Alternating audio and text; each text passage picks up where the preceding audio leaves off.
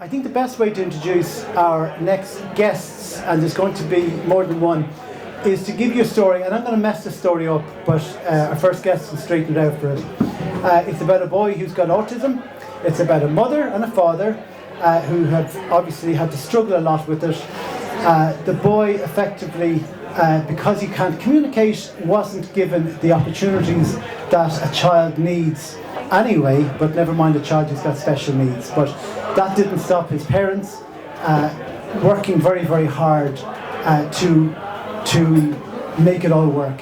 So sometime around about the age of about 13 or 14, his mom found a way to communicate with him, or to enable him communicate using an alphabet that he pointed letters on. And one of the first things he ever said, and it's heartbreaking and amazing at the same time, is, "Mom, I taught myself how to read when I was 2." So if you think about that for a second, a guy who's never spoken, he learns how to write, and then we realise he could read all the time. So I'm going to invite his mom to come up here and talk a little bit more about her son, and then, if everything works out, we're going to have Keeve himself come up and communicate with us. So would you please put your hands together for Adrienne Murphy.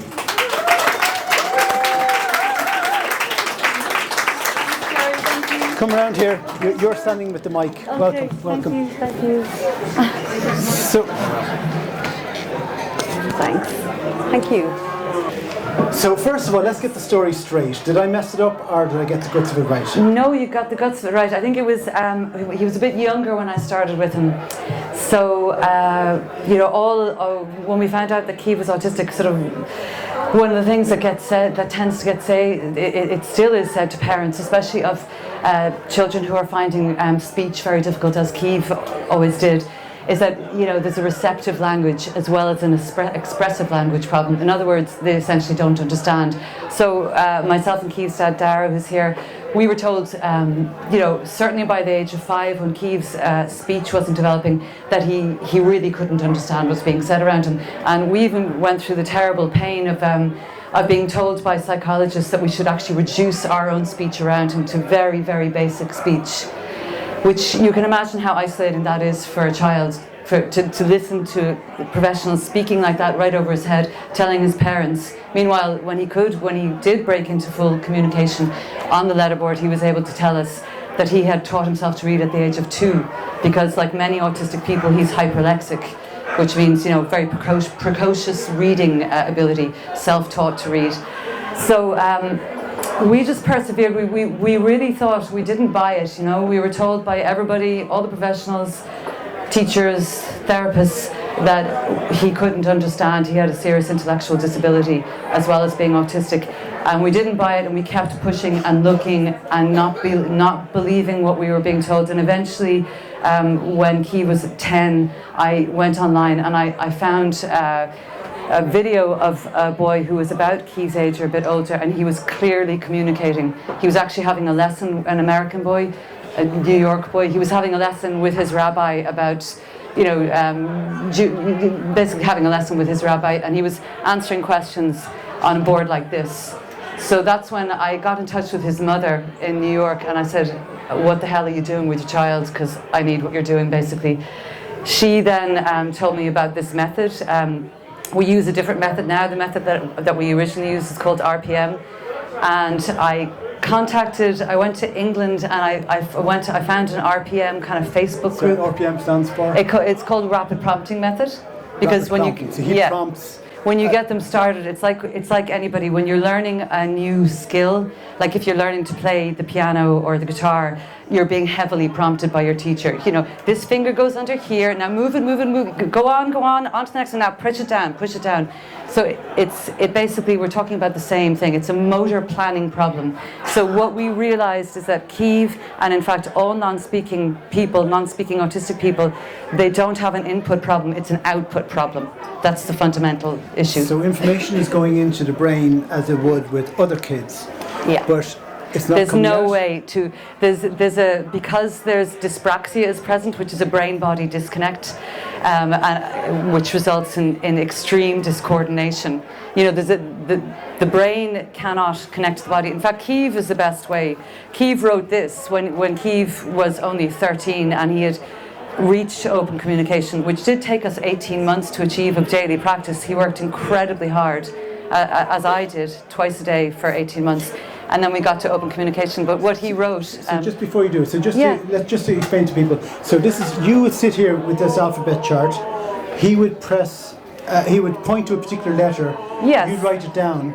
And then that is how he wrote what you're about to read. Yes, this is how Keeve wrote this.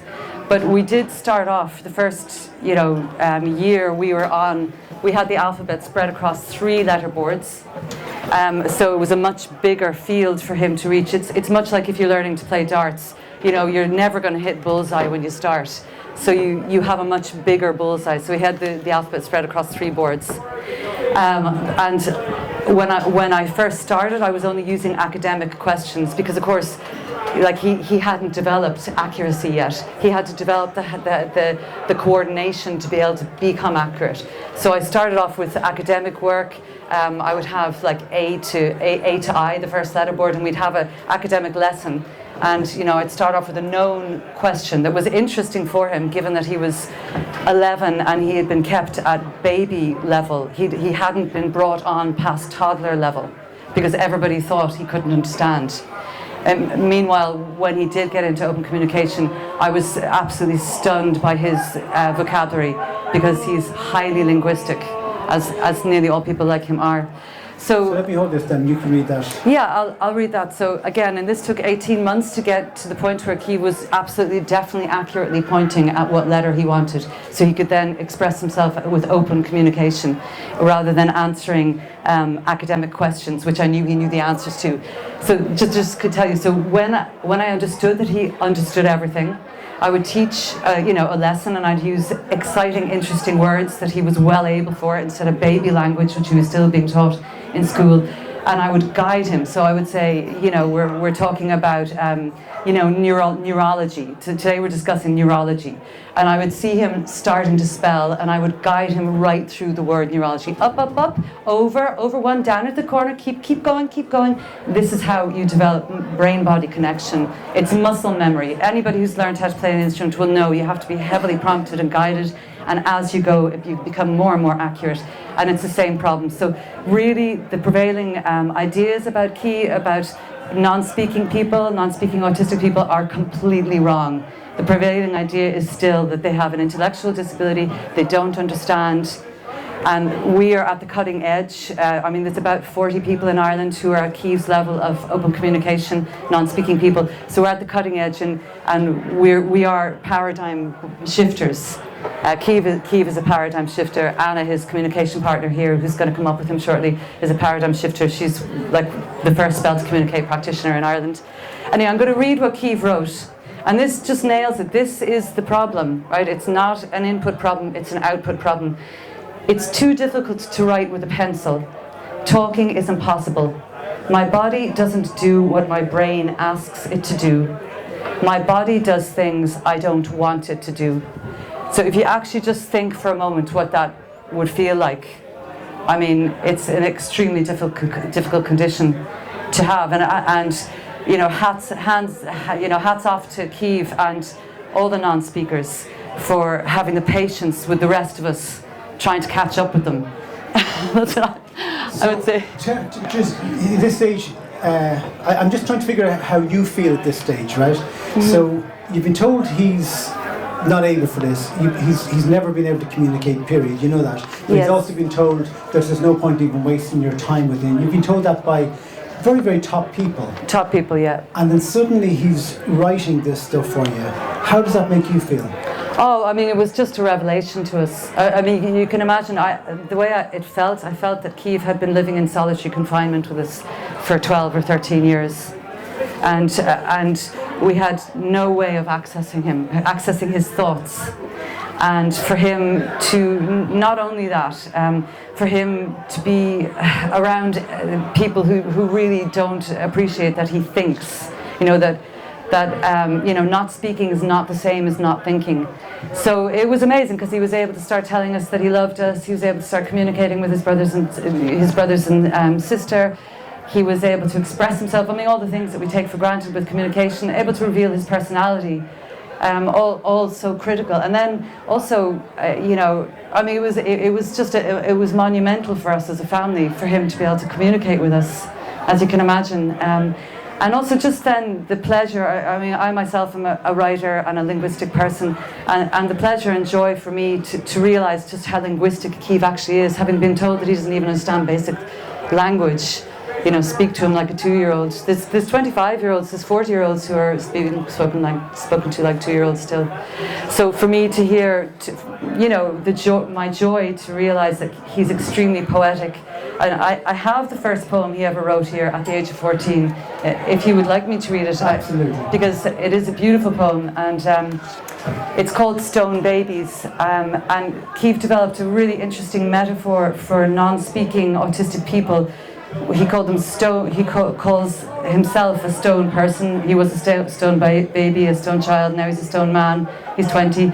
So, and stone is a brilliant metaphor. If you could imagine, if you're that locked in and you can't move your body, especially the fine motor movement of hands, eye movement, all those very, very fine movements around the mouth that create the physical speech. That's how we get our thoughts out, either our hands, our mouths, or else fast typing. So Stone Baby is very meaningful for Keeve, and also it kind of tells the way people like Keeve end up being treated, being rolled from pillar to post without no way to express their preferences and things like that. So this is the first poem he ever wrote, and it really is about how lost he was, and he knew I was hunting for him. I mean, I honestly felt like I was hunting for him for 12 years. And I remember as he came into open communication, I had a crazy dream where I dreamt that I could see him underground, and he was running around underground, and I could see through the soil, and I was scratching, trying to get him. And I honestly was doing that for 12 years. So, Stone Babies. Hunt for you, hunt for me, in the zoo, set you free. Love has no bounds. Roam home, child. Lost hearts make flat reality. Make stone babies go round and round. Gone are the noises of my only child. Only my hopes remain. Lost hopes, for always children flee their hidden dreams. Always children hide inside. Love has the power to find babies hidden in the always lost. Mothers who love stone children, who make it their destiny to free their children from the bounds. Making others free is my destiny. Wow. And that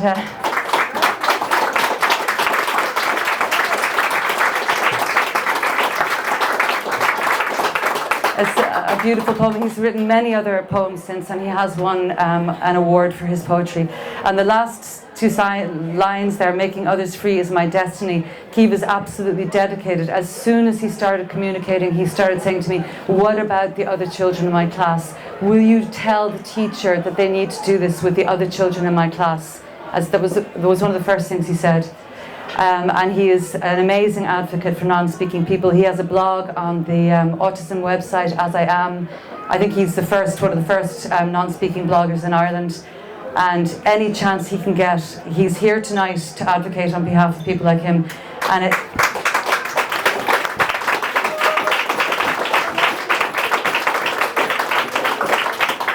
it is no mean feat for Keeve to come here, and he's got great staff here. Osas and Priscilla, who are helping out tonight. Thank you. So it's no mean feat. So that's why Keeve is here. He wants to help other people who are there. I mean, there are 30 million non-speaking autistic people in the world. There's about 5,000 of them who are communicating so far. So. And how many in Ireland? We don't know exactly how many in Ireland, but. I don't know. I actually don't know that figure. We don't know. We need to find out. So we're going to meet the man himself in just a minute. We're going to conduct an interview. Would this be the first time this has ever happened? In fact, this is, I thought this is the first time that Keeve has addressed a neurotypical, predominantly neurotypical or allegedly neurotypical gathering. Like to think you're a neurotypical gathering. But this would be certainly the first predominantly speaking gathering that Keeve has addressed. He did address there was a film about non-speaking spelling people, and he did address that, but they would have been a lot of our community, of the non-speaking community. So the other thing is, just to say, people refer to non-verbal people, and I'd really ask you all to interrupt when people use the word non-verbal and educate people, because to verbalize in Latin actually means to express in words. And everybody, all the non-speakers are expressing their thoughts in words all the time. Actually, probably in a much more advanced way than most of us, given that they're reading by themselves by the age of 2. So to kind of call somebody non-verbal is to, there's baggage in that term. That means non-thinking. It's non-speaking doesn't carry that baggage. Non-speaking is just somebody who doesn't speak. It doesn't mean they don't think. So that's important. So let's describe what's going to happen just before Keeve comes up. We have 2 chairs here, and Anna, his communications. Yeah, Anna is Keeve's a spell to communicate practitioner, and she's also Keeve's communication and regulation partner. So half of what Anna is doing is helping Keeve regulate his sensory system. So on top of that, Keeve totally trusts Anna because he works with her all the time. But people like Keeve, it's too difficult. There's too many competing senses. I often say, if anyone has ever tried LSD, it's like being on LSD 24/7 if you have sensory, heightened senses like this. So Keeve really needs Anna's support here to keep him focused. If he becomes overwhelmed, Anna knows how to speak quietly and help him reduce his anxiety. And then you might hear Anna going, next comes and because initiation, you can imagine if you're dyspraxic and coordination is a problem, you can get stuck very easily. So he might need to hear Anna say and, so he doesn't get stuck and then can move on to the next letter. So that's it, I think. That's the introduction. Okay. So for the first time can I say one other thing is that I'd really ask everybody, to not speak while Keeve is communicating. It can be a slow process, and so you can just have a feeling of what it's like to. Hello, darling. If you come over here and sit down. Whoops. Yeah. Keeve. Whoops. Sit down here. This is the interview chair here. Oh yeah. Now. You coming?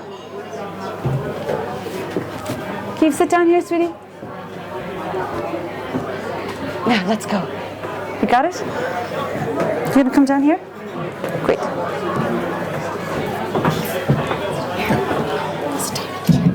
Yeah, well done. Good. So, did you need that, or have you got your own? No, I have this one here. Okay. Yeah. So, will I hold a microphone? Maybe. Oh, am I in your way? Will I hold the microphone? Yeah, sure. Oh yeah, do you want to... Just while the letters are being Oh yeah, called sure. out. Yeah, if you could hold that for... Would you be happy to do that? Yeah. Okay. So, yeah, of course you can, yeah.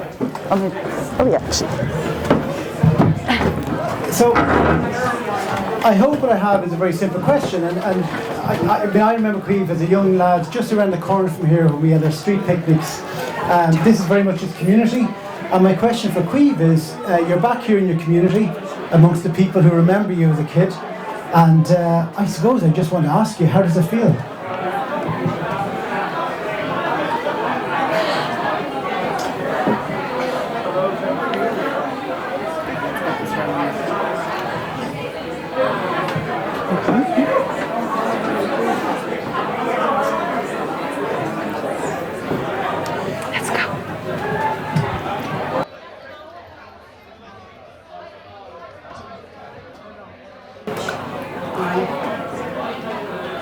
Yes.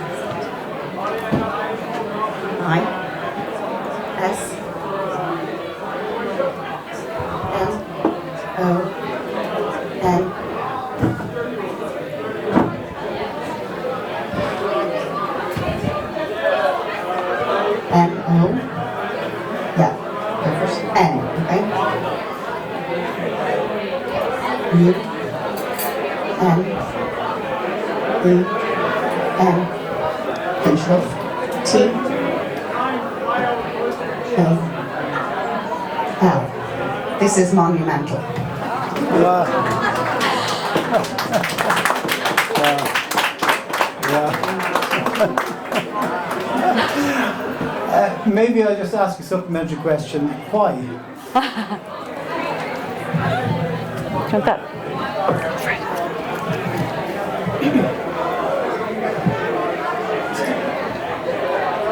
E, E, C, A, U, S, E, T, H, I, S, I, S, M, Y, H, O, N, E. Because this is my home. Yeah. Yay, Keeve, you're doing great. He's got. I think he has more. Do you have There's more? more, sorry. Have more?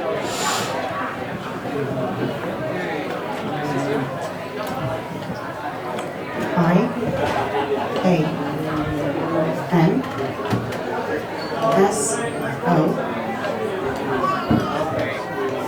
H, A, P, first P, Y, T, O, B, E, A, B, L, E. I'm so happy to be able, T, O, T, A, L, K,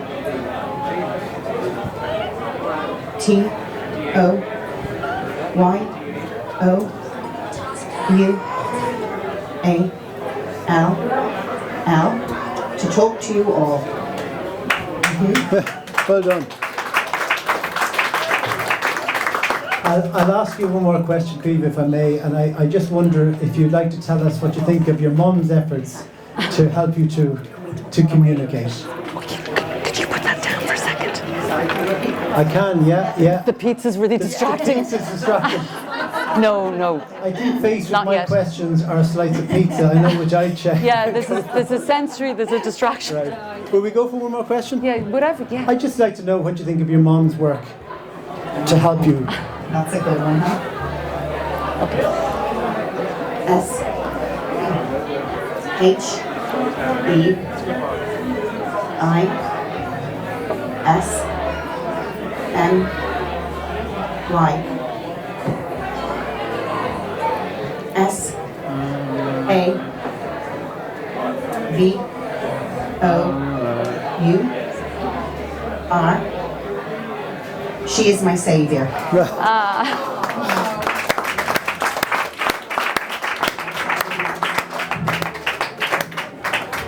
T, H, I, S, I, S, P, O, S, S, I, B, L, E, B, E, yeah. Find it, C. Okay, after C comes A, U, S, E. This is possible because O, F, H, E, R. This is possible because of her. Thanks, Keeve. Thank you.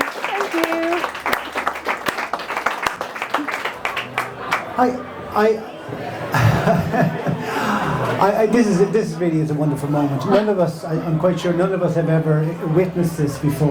Well, this is very, very rare. I don't think many people in the world have witnessed this before. Right. Okay. We're off mic, so I'm just going to relate to people. This is very rare. Not many people in the world have witnessed this before.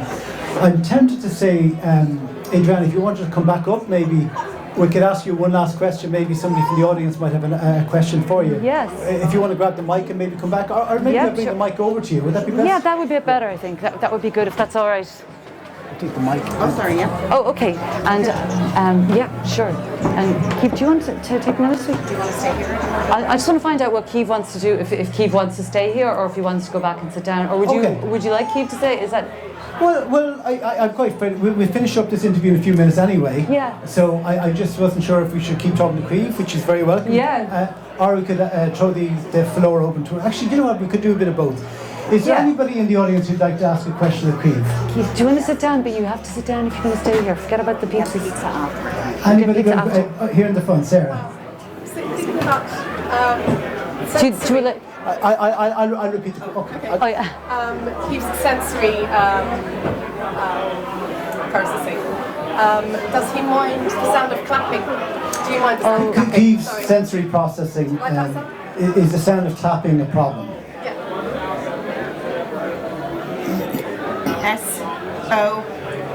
SOMETIMES.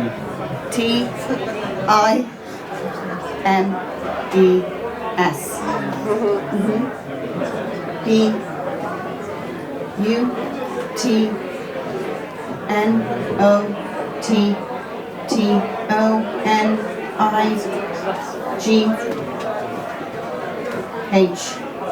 Finish it. T. Sometimes, but not tonight.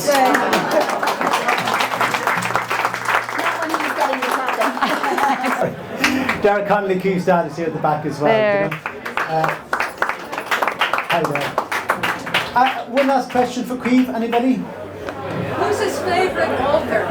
Keeve, who's your favourite author? Oh, okay. Not allowed to say mum. Want me to take that? Yeah. Okay. Thanks. I L O W V E. Okay. LOVE.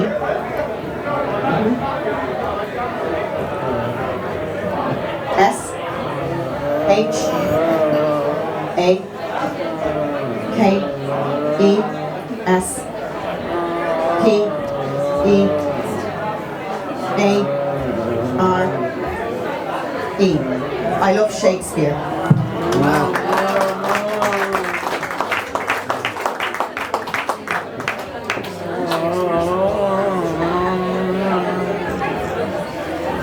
Is there more? Or I think. Is there more? no? You done? I wasn't sure. Done. Okay. Keeve, you Well, did look, I think we'll amazing. wrap it up.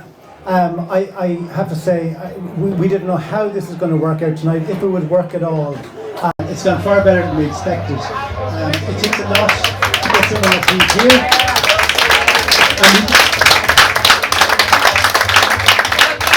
We didn't know he was here until about probably an hour ago. It was, it could only be confirmed in the last hour and a half when he definitely was on his way. But all credit to Anna, all credit to Adrienne, all credit to Dara, all credit to the family who were there in that general corner, and most of all credit to Keeve.